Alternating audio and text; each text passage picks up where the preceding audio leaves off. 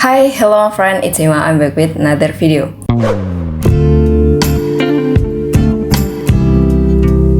Oke, jadi untuk video kali ini aku bakal membahas tentang productivity untuk mahasiswa. Jadi beberapa saat yang lalu aku sempat upload video tentang ide freelancer untuk mahasiswa dan ternyata dari kalian banyak suka. Jadi aku memutuskan untuk bikin video ini. Jadi kalau misalkan dari kalian mahasiswa yang masih ingin menambah uang jajan, kalian bisa cek dulu video lama aku, linknya ada di sini. Untuk video kali ini aku bakalan membahas tentang ide freelance lagi. Cuman kali ini lebih fokus ke contributor. Jadi buat kalian yang penasaran gimana caranya biar jadi contributor itu kayak gimana, atau kalian nggak tahu tentang contributor itu apa, kalian bisa cek dulu videonya. Setelah ini aku bakalan bahas semuanya. Tapi sebelum aku mulai, pastikan terlebih dahulu kalian udah subscribe channel aku supaya aku lebih tambah semangat buat bikin videonya. Dan kalau misalkan kalian suka sama video ini, kalian bisa dukung aku dengan klik tombol like-nya. Kalian juga bisa share ke teman-teman kalian, jadi teman-teman kalian tahu tentang channel ini. On to the video, let's get started.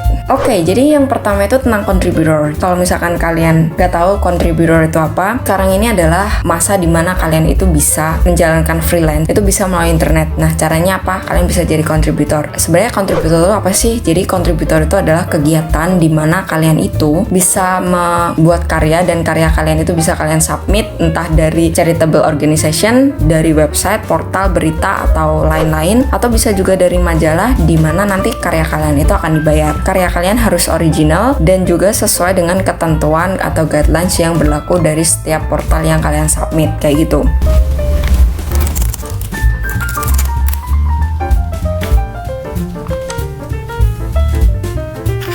Untuk bayarannya pun tergantung dari platform yang kalian submit, bisa dolar, bisa juga rupiah, tergantung dari negara asal mana yang kalian submit. Terus untuk kisarannya rata-rata itu bisa dari 0,25 dolar sampai bisa lebih dari 100 dolar. Itu semua tergantung dari tingkat kesulitan dan juga jenis contribute apa yang kalian submit di dalamnya, kayak gitu. Untuk manfaatnya sendiri, manfaat dari kalian menjadi freelance itu, the first one, of course, you get paid for what you create. Jadi kalian akan mendapatkan bayaran dari karya yang sudah kalian hasilkan. Terus yang kedua, kalian juga bisa upgrade skill kalian. Hal-hal kegiatan-kegiatan kayak gini, skill itu adalah hal yang harus kalian kuasain. Jadi kalau misalkan kalian itu sering-sering ikut kayak begini, ini bisa membantu untuk upgrade skill kalian, kayak gitu. Yang ketiga, itu bisa jadi portfolio kalian, dimana portfolio ini adalah karya kalian itu bisa jadi galeri kalian gitu, dimana ini bisa jadi personal branding kalian. Siapa tahu kan kalau misalkan kalian udah punya personal branding kalian bisa dilirik oleh agensi lain atau terserah apapun, itu bisa menjadi menguntungkan buat kalian. Terus kemudian apa aja sih yang kalian butuhkan untuk jadi contributor? Yang pertama itu skill. Skill itu hal yang harus kalian kuasai untuk menjadi seorang contributor. Kedua itu adalah konsistensi dan juga persisten. Semakin kalian itu sering bikin karya kayak begini, itu akan semakin melatih skill kalian gitu. Dan kalian akan jadi terbiasa apa aja yang jadi kekurangan kalian, tool apa yang harus kalian kuasai selanjutnya, apa yang harus kalian perbaiki, mungkin dari editingnya atau apapun. Terus yang selanjutnya itu adalah Jir. Oke, jadi Jir ini ya nggak usah muluk-muluk lah, nggak usah yang mahal-mahal. Yang penting kalian itu punya device yang bisa buat edit-edit kayak gitu. Contohnya tuh ada Adobe Illustrator yang paling sering dipakai kalau misalkan kalian mau bikin desain grafis. Dari semuanya, kalau misalkan kalian udah lengkap basic-basicnya dari skill, konsisten, persisten, terus sama device kalian udah punya, kalian baru ready for competitions. Jadi kalian itu bakalan berkompetisi sama orang lain, karena di sini yang jadi kontributor tuh bukan cuma kalian doang, tapi ada jutaan orang yang pengen juga jadi kontributor. Terus habis itu, setelah itu kalau misalkan kalian udah siap, kalian bisa cek dan juga lihat guidelines, ketentuan apa yang diberlakukan dari website tersebut, karena setiap website itu pasti punya persyaratan. Contohnya waktu itu aku pernah di Freepik, dan kebetulan Freepik ini agak lebih strict gitu dibandingkan beberapa yang lain, tapi aku nggak terlalu tahu sih untuk yang sekarang, soalnya aku udah lama banget nggak bikin kayak gini. Jadi kalau Freepik dulu itu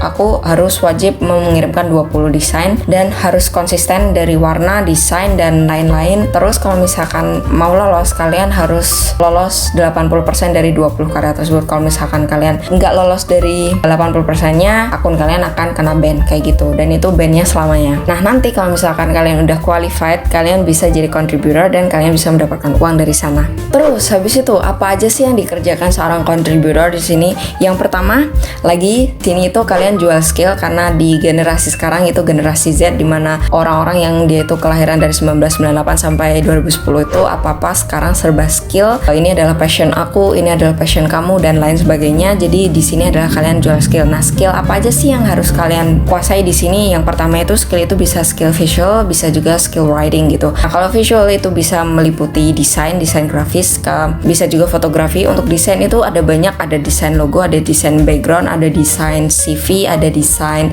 card dan lain-lain. Jadi bisa disesuaikan dengan yang kalian minati kayak gitu. Terus kalau untuk writing, nah sekarang ini banyak banget sih sekarang content writing yang dibutuhkan, kayak misalkan review sebuah produk, review sebuah film, review sebuah TV series, review anime, buku, dan lain-lain. Itu bisa jadi content writing kalian. Jadi kalau misalkan kalian suka nulis, kalian bisa banget kirim tulisan kalian. Sekarang itu freelance itu bisa kalian lakukan di rumah tanpa harus keluar. Contohnya tuh ya kayak gini, jadi kontributor. Karena sekarang ini zaman udah modern, aksesnya hanya butuh internet dan juga device, laptop, dan lain-lain. Jadi menurut aku kegiatan ini tuh bakalan bagus banget kalau misalkan buat orang-orang yang introvert kayak aku. Karena aku sendiri, jujur aku nggak terlalu suka main keluar, aku lebih suka menghabiskan waktuku di dalam rumah. Makanya kegiatan freelance yang di rumah aja ini itu bisa membantu orang-orang yang introvert itu bisa berkarya dari rumah. Oke.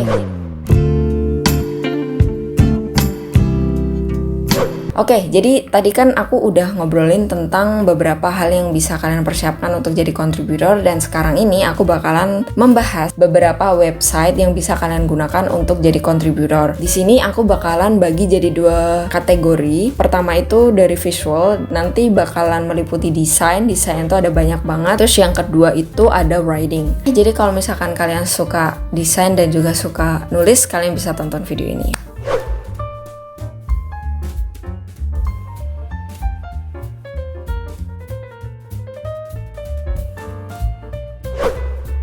Yang pertama di sini ada Canva. Canva tau lah ya, pasti semua orang sekarang serba Canva. Mulai dari bikin CV, presentasi, poster, logo, infografik, dari skala individual sampai untuk kepentingan komersial. Kalian bisa cari semua template sosial media, mulai dari template Instagram, Facebook, YouTube, LinkedIn, invitation card, brochure, sertifikat, sampai proposal dan strategi marketing lainnya. Dimana ini semua bagus banget buat kepentingan bisnis. Kemudian kalau misalkan kalian butuh jasa desain yang praktis, tentunya bisa menggunakan jasa Canva secara free license. Yang aku suka dari si Canva ini adalah kalian nggak perlu susah-susah download file vektornya terus edit lagi di Adobe Illustrator atau Corel. Soalnya di Canva ini kalian bisa langsung sekalian ngedit dan download sesuai berkas yang kalian inginkan. Makanya desain-desain yang ada di Canva ini menurutku benar-benar punya feature yang paling lengkap dan paling compact di antara yang lain. Ini menurutku sih, karena aku sendiri begitu tahu Canva, aku lebih milih buat edit di Canva langsung. Di Canva ini selain kalian bisa download desain, kalian juga bisa lo jadi contributor. Kalian tinggal ketik aja contributor Canva. Di sana kalian harus login, dan kalau udah bakalan ada persyaratan yang berlaku. Buat aku, kalau mau jadi contributor desain, kalian harus cek guidelines-nya biar kalian bisa menyesuaikan desain apa yang diinginkan si websitenya. Untuk panduannya di sini udah lengkap, bahkan mereka kasih tutorial dasar untuk penggunaan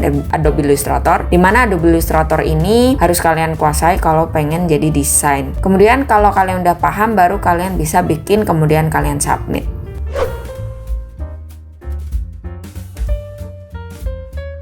Yang kedua ada Freepik. Buat Freepik sendiri, ini salah satu website desain juga. Orang yang suka desain pasti familiar banget sama website ini. Freepik ini hampir sama kayak Canva. Sebenarnya website desain tujuannya sama sih. Mereka membagikan desain-desain sesuai dengan yang customer butuhkan. Kalau Freepik, dia menyediakan desain mulai dari logo, background, banner, icon, foto, dan lain-lain. Desainnya pun bisa kalian unduh dari file vektor sampai bitmap. Setelah kalian unduh, kalian bisa edit lagi untuk penyempurnaan baik melalui Corel Draw, Adobe Illustrator, sampai Photoshop. Desain-desain di Freepik ini menurutku sangat menyesuaikan minat pasar dan zaman. Desainnya selalu up to date dan kebanyakan dikerjakan sama profesional. Di Freepik kalian juga bisa jadi contributor. Ingat untuk selalu cek guidelines-nya. Setahu aku Freepik ini agak strict. Kalian bisa jadi contributor dengan cara mengirimkan 20 karya terbaik dan asli milik kalian. Harus original. Jangan pakai punya orang lain terus kalian desain ulang. File harus lolos 80% dari 20. Kalau kurang, akun kalian akan kena ban. Ban ini selamanya. Jadi kalau misalkan email kalian udah kena ban, kalian nggak bisa pakai email itu. Karena mungkin ada indikasi plagiat dari desain buatan kalian atau memang desain kalian udah tidak lolos kualifikasi. Untuk bayaran di Freepik menurutku cenderung rendah sih. Kalau dulu untuk satu unduhan dibayar $0.25. Oke, lanjut yang ketiga. Untuk yang ketiga ini ada Shutterstock, tetangga dari Freepik yang sering banget dipakai orang-orang. Fungsi dari Shutterstock sendiri juga sama kayak web design yang lain. Menurutku Shutterstock ini punya jenis desain yang lebih ke arah profesional, kayak buat bisnis dan lain-lain kayak gitu. Ada yang dari jual logo, banner bisnis, bahkan fotografi. Harga di Shutterstock sendiri menurutku lebih mahal dibandingkan Freepik, tapi itu tergantung dari jenis desainnya juga. Untuk jadi contributor di Shutterstock, pertama kalian butuh passport. Setauku sih pakai passport ya kalau dulu. Kalau sekarang mungkin ada perbedaan sama yang dulu.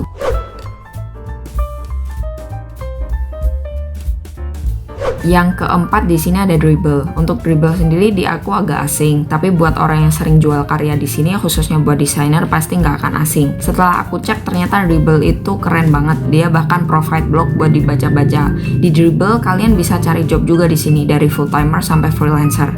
Jadi nggak cuma jadi contributor aja, atau itu malah contributor ya. Oke, jadi itu tadi adalah beberapa ide contributor untuk visual design. Jadi kalau misalkan kalian suka desain, kalian bisa cek beberapa website yang udah aku bagikan tadi. Dan sekarang ini aku bakal ngobrolin tentang yang writing contributor gitu.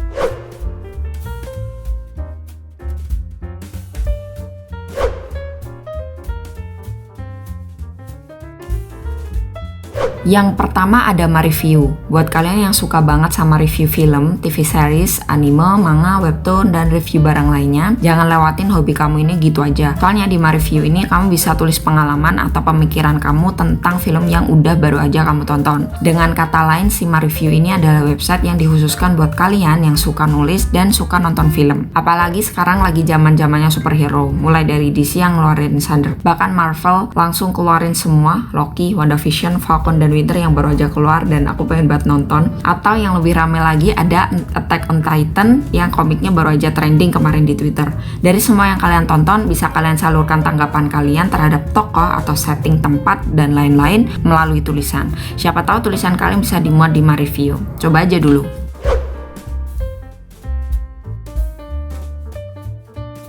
Lanjut ke IDN Times. Tahu kan ya, IDN Times sering banget muncul di Google kalau tiba-tiba pengen browsing. Tulisan-tulisan di IDN Times itu kurang lebih kayak blog gitu. Misal destinasi pertama yang harus dikunjungi kalau di Jogja, atau tempat makan paling hits di Malang, bahkan sampai artis Korea dan lain-lain. Ternyata di IDN Times ini kalian juga bisa gabung di community-nya. Kalian bisa cek aja di community IDN Times untuk gabung jadi penulis. Sistem penulisannya pun kalian bisa tulis suka-suka sesuai dengan minat pasar, dan tentunya tulisan harus disesuaikan dengan kejadian yang jadi hot topic. Setelah kalian udah nulis, tulisan kalian akan langsung direview sama editor. Jadi kalau lolos akan diberi revisi, dan misal nggak lolos, kalian akan langsung masuk ke reject. Dari yang aku lihat sih kayak gitu sistemnya. Terus di sini sistemnya pakai poin gitu. Nanti poin kalian bisa kalian kumpulkan dan bisa kalian redeem jadi uang kayak gitu.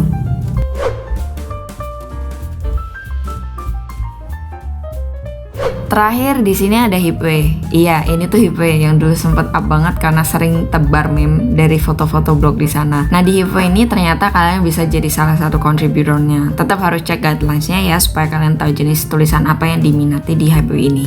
Jadi semisal kalian itu punya hobi nulis, kalian bisa curahkan tulisan kalian ke beberapa website yang aku sediakan tadi, jelaskan tadi gitu. Oke, jadi untuk videonya kayak gitu dulu aja. Semoga videonya bermanfaat terus buat kalian. Jadi kalau misalkan kalian pengen nyobain jadi contributor, kalian bisa nyobain beberapa website yang udah aku sebutin tadi. Semua linknya itu akan aku taruh di bawah, jadi kalian bisa langsung cek dan kalian bisa ketentuan persyaratan gimana caranya jadi contributor. Dan BTW kalau misalkan kalian itu pernah jadi contributor di salah satu website, kalian punya pengalaman di sana, atau kalian punya ide lain selain website yang udah aku sebutkan, kalian juga bisa komen di bawah. Baiklah, untuk videonya sekian. Semoga kalian suka. Jangan lupa buat subscribe. Kalau misalkan kalian suka sama video ini, kalian bisa bantu like-nya. Terus kalian juga bisa share ke teman-teman supaya teman-teman kalian tahu tentang video ini. I'll see you to the next video. Bye bye.